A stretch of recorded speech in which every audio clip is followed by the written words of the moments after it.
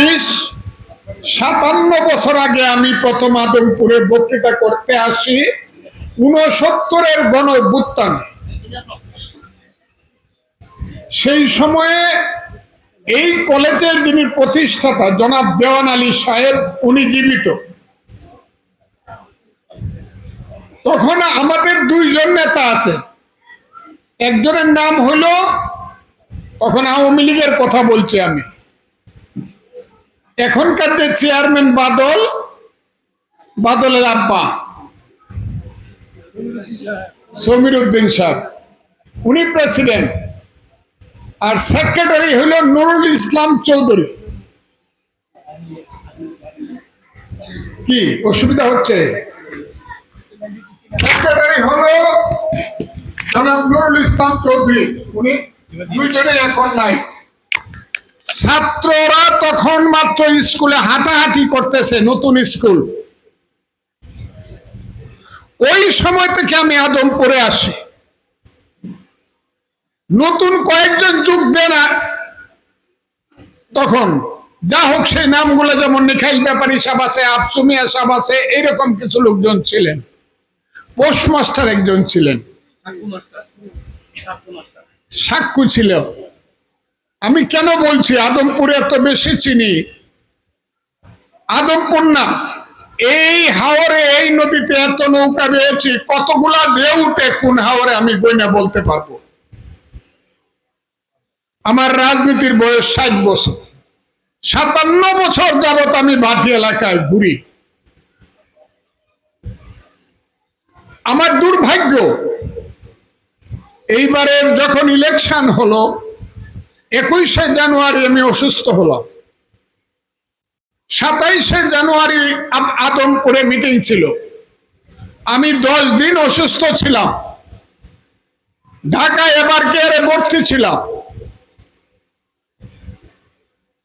কাজে আমি আসতে পারি নাই। তারপরেও আপনারা এত ভোট দিচ্ছেন আদমপুরে। যে সেন্টারে সবচেয়ে কম ভোট পাইতাম, সেই সেন্টার সবচেয়ে বেশি ভোট দিচ্ছে, তার নাম হলো বরাগী সেন্টার।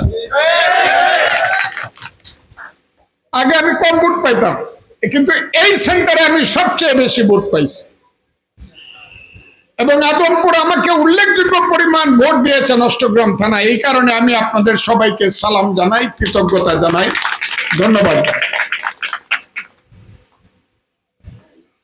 আমি আপনাদেরকে কি বলবো, অনেক দিন আসতে পারি নাই। যখন এরা বলছে আসতে হবে, বলছে রাস্তা কোথায়? হাইটে আসা সম্ভব না। যদি গাড়িতে আসি, হুন্ডায় আসি, জ্বর উঠবে 3 দিন। বলছি বর্ষা হোক। বর্ষা যখন হলো, পানি আর তেমন হয় না। পানি হইল আপনাদের অষ্টগ্রামের হাওরে, আর এখন পানি হয় না। এখন বর্ষা দেখতে হইলে 10 বছর পরে আপনাকে ইটনা উত্তরের হাওরে যেতে হবে। ইটনার দক্ষিণে আর কোনো হাওর থাকবে না। নাকি আপনারা বুঝেন না? এটা কইলে আপনারা রাগ করেন না? হামিদ সাহেব কাজটা খারাপ করছে ইচ্ছা করে, এটা আমি বলি না, কিন্তু উনি না বুঝে করছে। এই যে বান্ডা উনি দিছে, এই বান্ডা দেওয়ার আগে সমস্ত পরিবেশবিদরা প্রধানমন্ত্রীর কাছে গেছে, রাষ্ট্রপতির কাছে গেছে, গিয়া বলছে বাদ দিলে সিলেট পর্যন্ত কিন্তু 50 বছরের মধ্যে ধুলা হয়ে দেব। এই বান্ডা দিয়েন না, যদি দেন তো উপর দিয়ে দেন, ফ্লাইওভার যাকে বলে। হামিদ সাহেবের এত ক্ষমতা ছিল, ইচ্ছা করলে উনি কিন্তু ইটনা থেকে অষ্টগ্রামে ফ্লাইওভার করতে পারতেন, কিন্তু এটা উনি ভুল করছেন।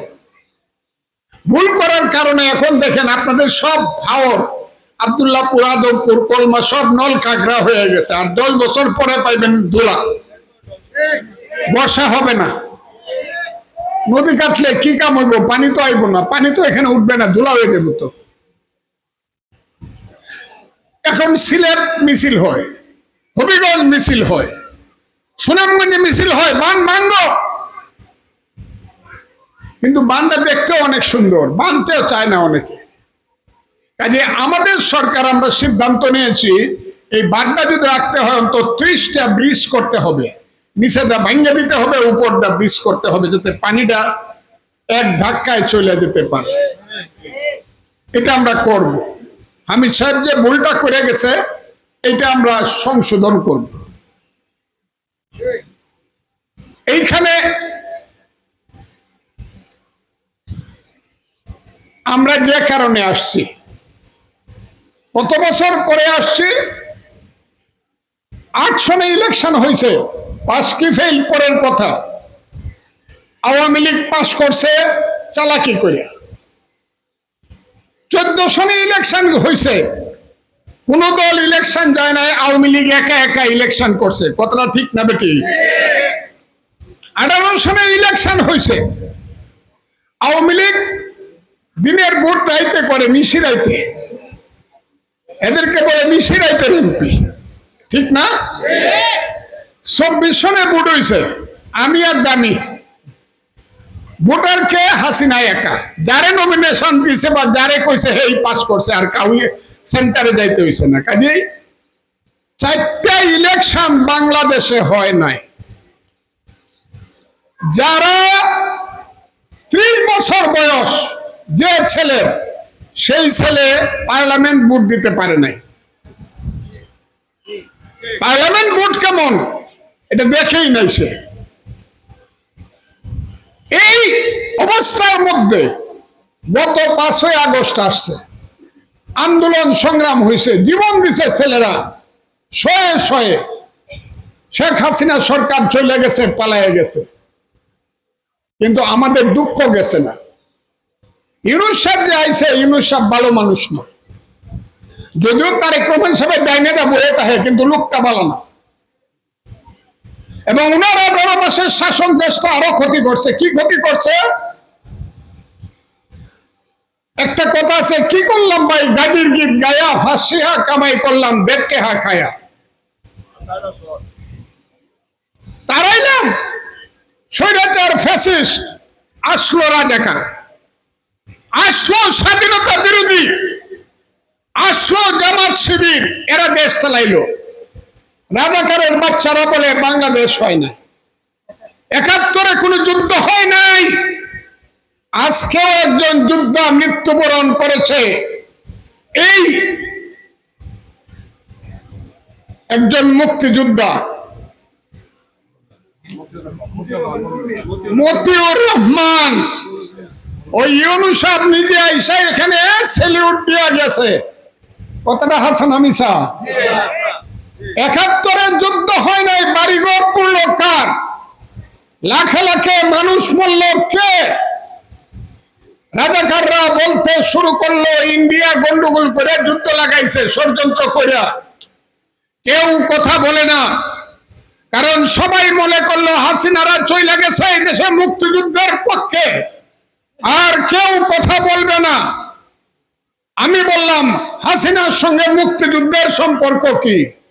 হাসিনা ভুল করলে তার বিচার হবে, কিন্তু মুক্তিযুদ্ধ আমার হাজার বছরের বাঙালির শ্রেষ্ঠ অর্জন।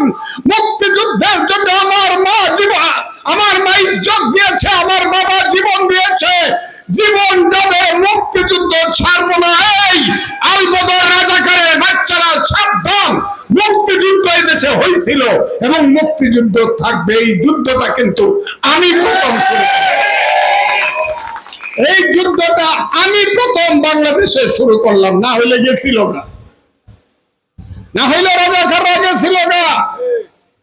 ইলেকশনের আগে বলা শুরু করলো 2/3 পার্লামেন্ট সিট জামাত পাবে। কয় কি এটা, কয় কি বাংলাদেশের রাজাকারের বাচ্চারা 2 মেজরিটি পাবে, বলে কি? আমি কি বলছিলাম আপনাদের মনে আছে? সারা পৃথিবী জানে। আমি বলছিলাম জামাত যদি ক্ষমতায় যায় তাহলে আমি বিষ খাবো, বলছিলাম কিনা? এখন ক্ষমতা আল্লাহ কারে নিছে? বিএনপি 2/3 নিছে, তাও কিছু কিছু সিট দয়া করে দেওয়া হয়েছে রাজাকারের বাচ্চারা, না হইলে কয় পার্লামেন্টে আইব না। কথাটা খুব ক্লিয়ার।